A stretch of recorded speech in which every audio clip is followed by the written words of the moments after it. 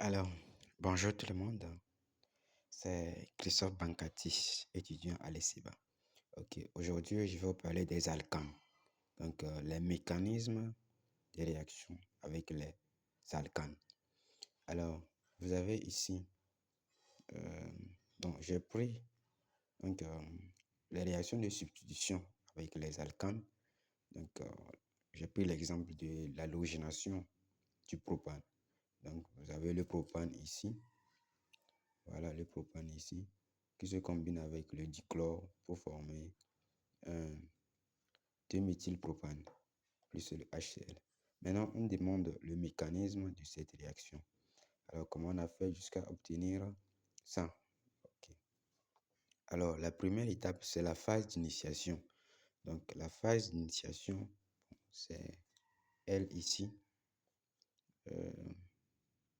C'est ça qu'on appelle la phase d'initiation. Donc, on peut mettre phase d'initiation. Alors, à la phase d'initiation, il va se former deux radicaux libres de Cl. Donc, en fait, la phase d'initiation, elle permet donc de rompre la liaison entre le Cl et le Cl. Donc, on appelle cette coupure la coupure homolytique.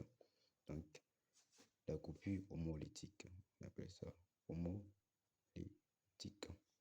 Alors, cette coupure homolytique permet donc de former deux chlores avec un électron chacun, donc deux radicaux libres du chlore.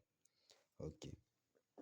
Maintenant, dans la deuxième phase, qui est donc la phase de propagation.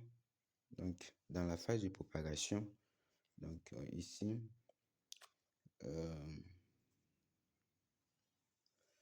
là-bas, le propane va réagir avec un radical du chlore d'ici, donc un radical ici. Donc, l'hydrogène. Donc ici, l'attaque, normalement, le chlore peut agir ici ou ici. Parce que peu importe s'il agit ici ou ici, c'est la même chose. Ils sont symétriques. Donc, il y a deux possibilités. Le chlore peut venir ici ou il peut venir ici. Mais, comme ici, si le chlore vient ici, ça va former un radical qui est primaire. Donc, en même temps, on amène le chlore sur le carbone 2, donc le carbone du milieu. Donc, le carbone qui est plus stable. Donc, le radical plus stable, donc c'est le radical qui s'est formé donc, au milieu. Donc, c'est ça ici. Maintenant, c'est comme ça se fait. On a dit le mécanisme. Donc, voilà.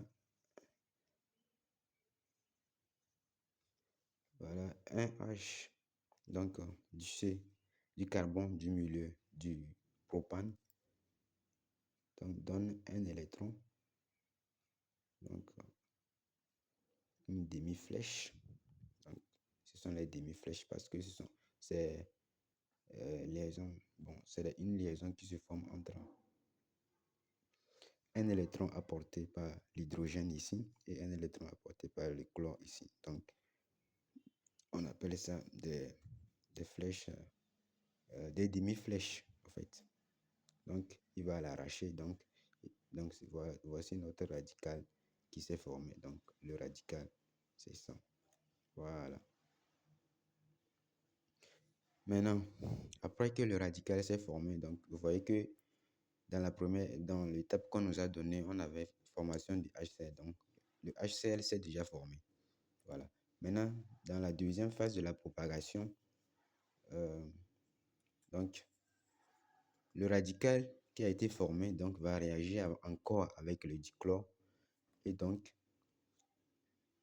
le Cl, donc ça va faire comme ça là, l'électron du Cl et l'électron de ce carbone vont réagir. Et donc, lorsqu'ils réagissent comme ça, donc le Cl vient ici et il reste un radical du Cl qui est libre ici. Et voilà, enfin, notre molécule ainsi formée ici. Maintenant, quand on fait ce genre de mécanisme, bon, il y a la phase de terminaison. Donc, la phase de terminaison, c'est la phase au cours de laquelle les atomes, bon, les molécules vont se combiner entre eux pour former d'autres molécules et combiner entre elles pour former la molécule même que nous cherchions. Donc si nous prenons le propane, donc le radical le plus stable, il va réagir avec un autre homologue. Donc ça va faire comme ça là. Et ça va former cette molécule-là. Maintenant, le chlore. Donc, il y a deux chlores. Un chlore va réagir avec deux chlores. Donc, ils vont réagir. Donc, chaque chlore amène un électron. Et chaque chlore, lui aussi, il amène un électron. Donc, c'est toujours des flèches, des demi-flèches. Donc, des demi-flèches.